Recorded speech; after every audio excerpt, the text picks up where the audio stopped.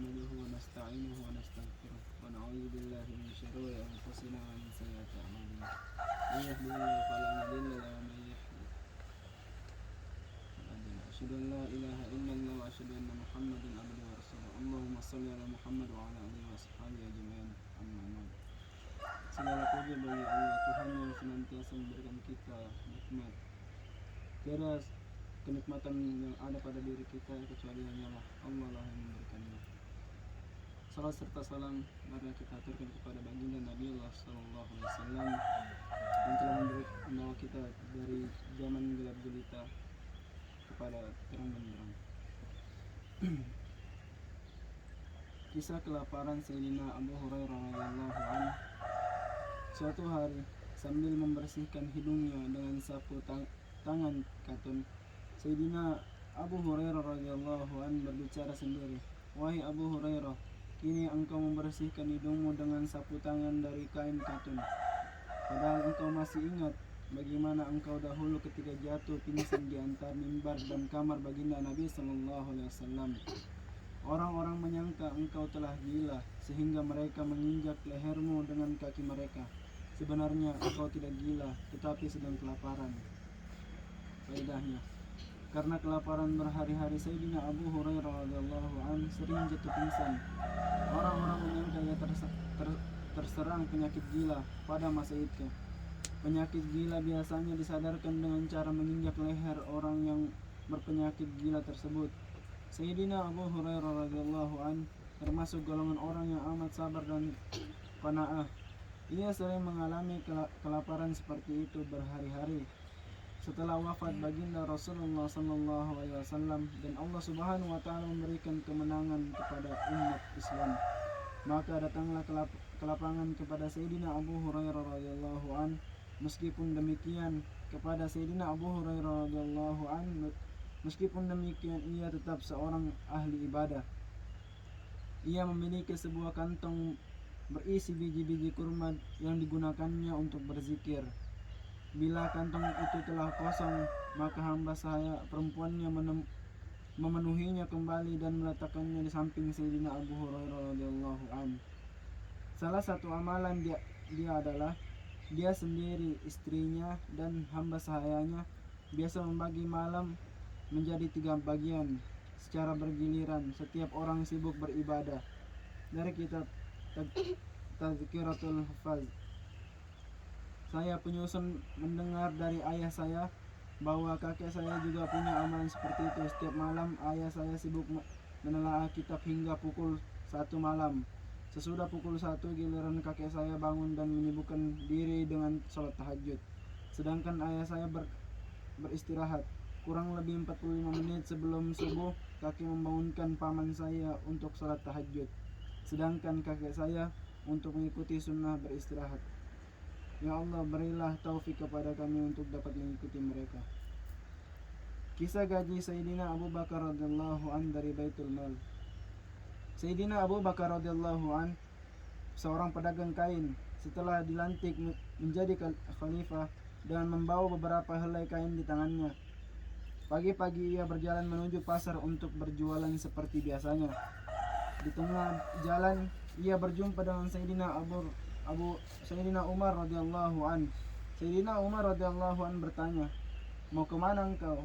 Sayyidina Abu Bakar radhiyallahu an menjawab, "Mau ke pasar." Sahut Sayyidina Umar radhiyallahu an, "Jika engkau sibuk berdagang, lalu bagaimana tugas kekhalifahan?" Jawab Sayyidina Abu Bakar radhiyallahu an, Lalu bagaimana aku memberi makan keluargaku?" Sayyidina Umar radhiyallahu an berkata, "Mari kita menjumpai Abu Ubaidah yang dijuluki oleh baginda Nabi sallallahu alaihi wasallam sebagai orang kepercayaan umat, agar ia menentukan uang gaji untukmu dari Baitul Mal." Keduanya pun menjumpai Sayyidina Abu Ubaidah radhiyallahu an. Kemudian ditetapkanlah gaji untuk Sayyidina Abu Bakar radhiyallahu an, yang jumlahnya sebesar keperluan makan seorang muhajirin biasa, bukan dari golongan kaya dan juga bukan dari golongan miskin. Suatu hari istrinya berkata kepada Sayyidina Abu Bakar radhiyallahu an, "Aku ingin makan sedikit manisan." Sayyidina Abu Bakar radhiyallahu an menjawab, "Aku tidak memiliki uang untuk membelinya." Istrinya berkata, aku akan menyisihkan sedikit demi sedikit uang belanja harian, sehingga dalam beberapa hari akan terkumpul sejumlah uang. Sayyidina Abu Bakar radhiyallahu an pun menyetujuinya. Akhirnya dalam beberapa hari Sayyidina Abu Bakar radhiyallahu an berkata, tampaknya dari lalu Sayyidina Abu Bakar radhiyallahu an mengembalikan uang yang sudah dikumpulkan oleh istrinya ke Baitul Mal. Untuk selanjutnya, uang gaji Sayyidina Abu Bakar radhiyallahu an dikurangi sejumlah uang yang dapat disisihkan oleh istrinya tersebut. Faidah: meskipun Sayyidina Abu Bakar radhiyallahu an telah menjadi seorang khalifah, pemimpin seluruh umat Islam, dia tetap berdagang seperti sebelumnya. Hasil pekerjaan itu cukup untuk keperluan keluarganya. Hal ini bisa diketahui dari pernyataan dia setelah menjadi khalifah. Diriwayatkan oleh Imam Bukhari rahmatullah alaih dari Sayyidatina Aisyah radhiyallahu anha, ketika Sayyidina Abu Bakar radhiyallahu an telah menjadi khalifah, ia berkata, kaumku mengetahui bahwa pekerjaanku adalah berdagang. Itu telah mencukupi keluargaku. Tetapi karena tugas kekhalifahan, aku disibukkan dengan urusan kaum muslimin, sehingga untuk keperluan keluargaku diambil dari Baitul Mal. Meskipun begitu, ketika Sayyidina Abu Bakar radhiyallahu an akan meninggal dunia, ia berwasiat kepada Sayyidatina Aisyah radhiyallahu an agar mengembalikan seluruh uang gaji yang telah dikeluarkan untuk dia dari Baitul Mal kepada khalifah yang menggantikan dia. Sayyidina Anas radhiyallahu an meriwayatkan bahwa ketika Sayyidina Abu Bakar radhiyallahu an meninggal dunia, ia tidak meninggalkan dirham dan dinar. Ia hanya meninggalkan seekor unta perah, sebuah mangkok, dan seorang hamba sahaya. Dalam riwayat yang lain ia berkata, ia telah meninggalkan sehelai selimut dan sehelai kain alas. Barang-barang itu telah diserahkan kepada Sayyidina Umar radhiyallahu an ketika ia menggantikannya sebagai khalifah. Sayyidina Umar radhiyallahu an berkata, semoga Allah subhanahu wa ta'ala mencucuri rahmat kepada Sayyidina Abu Bakar radhiyallahu an. Ia telah membuat letih orang yang ingin mengikutinya. Dari kitab Fathul Bari. Kisah gaji Sayyidina Umar radhiyallahu an dari Baitul Mal. Sayyidina Umar radhiyallahu an juga seorang pedagang. Ketika ia dijadikan khalifah, gajinya diambilkan dari Baitul Mal. Ia mengumpulkan kaum muslimin di Madinah Munawwarah, lalu berkata, aku biasa berdagang dan kini kalian telah memberiku kesibukan ini. Oleh karena itu, bagaimanakah dengan mata pencaharianku? Orang-orang menyampaikan berbagai pendapat tentang jumlah gaji Sayyidina Umar radhiyallahu an, sedangkan Sayyidina Ali radhiyallahu an hanya berdiam diri. Sayyidina Umar radhiyallahu an bertanya kepadanya, bagaimanakah pendapatmu wahai Ali? Jawab Sayyidina Ali radhiyallahu an, ambillah uang sekedar dapat mencukupi keperluanmu dan keluargamu. Sayyidina Umar radhiyallahu an sangat menyetujui usul Sayyidina Ali radhiyallahu an dan menerimanya. Maka ditentukan uang untuk Sayyidina Umar radhiyallahu an. Beberapa lama kemudian, beberapa orang sahabat termasuk Sayyidina Ali, Sayyidina Utsman, Sayyidina Zubair, dan Sayyidina Talha radhiyallahu an mengusulkan agar uang gaji Sayyidina Umar radhiyallahu an ditambah karena kurang mencukupi.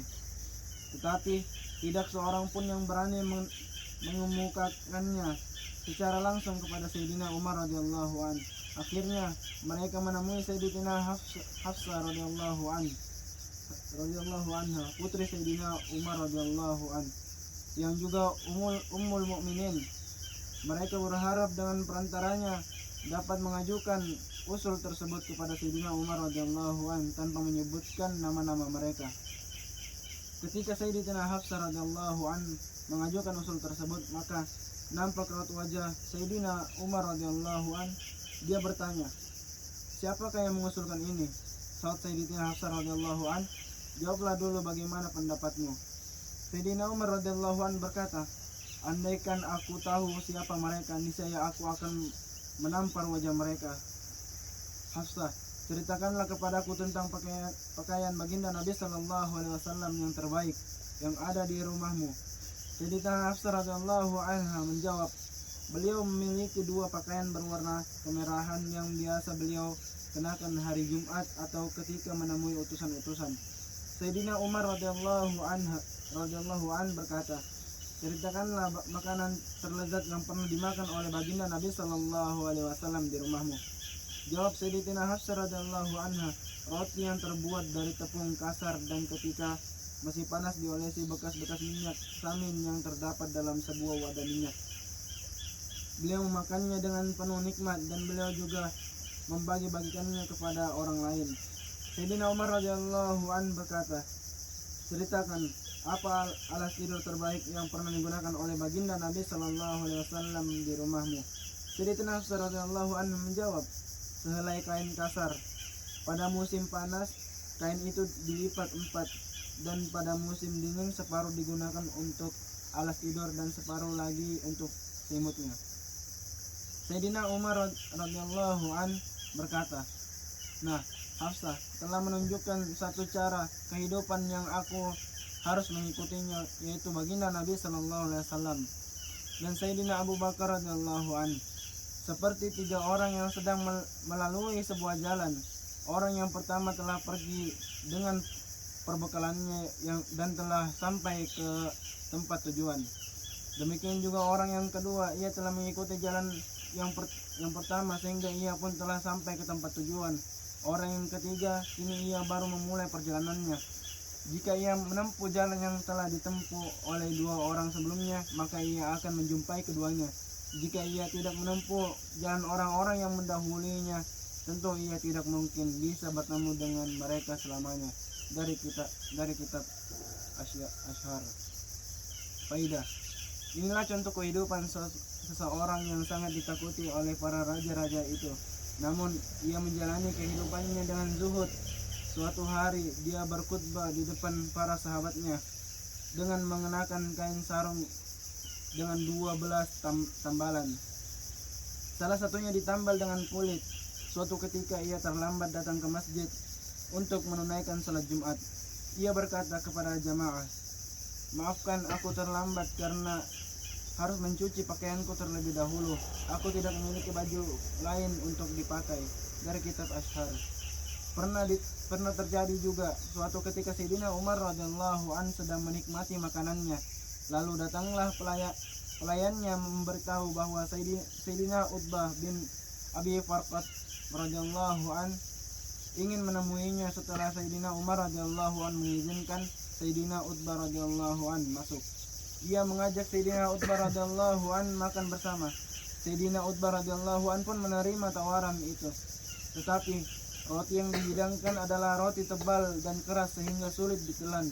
Ia bertanya, mengapa engkau tidak menggunakan tepung halus untuk roti? Jawab Sayyidina Umar radhiyallahu an, apakah semua orang Islam mampu memakan roti dari tepung halus? Sahut Sayyidina Utbah radhiyallahu an, tidak semua.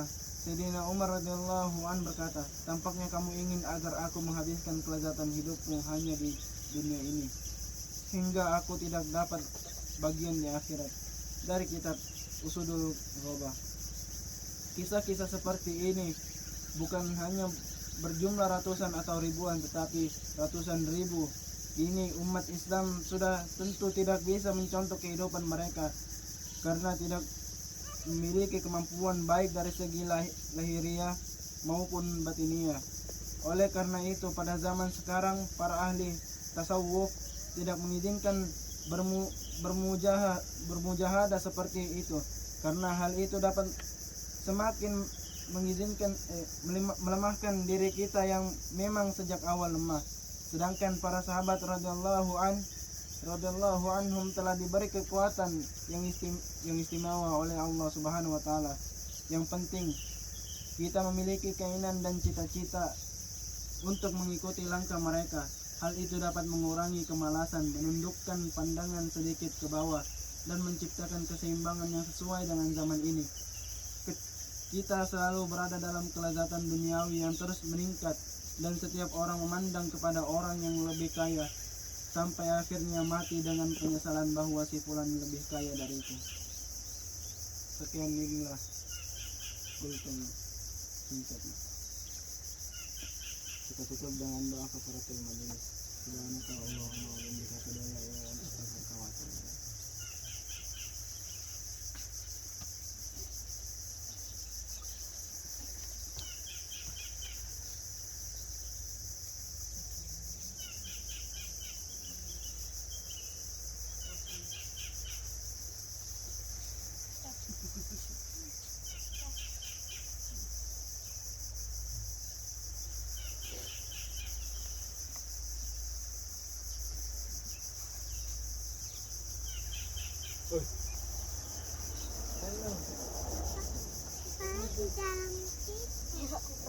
Hindi guling-guling dito. Pisang tadi dimakan niya. Ayun, Bita. Bita. Bita. Sini, Bita, ay main. Pakai tisu. Dito. Dari kelomang.